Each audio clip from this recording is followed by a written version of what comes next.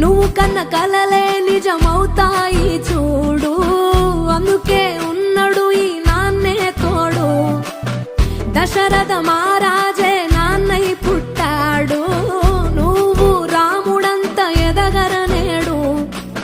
చరితలు ఎన్నడు చూడని మమతల గూడే వీధిరో, సంపద అంటే ఏదో కాదురో, ఇంతకు మించి అది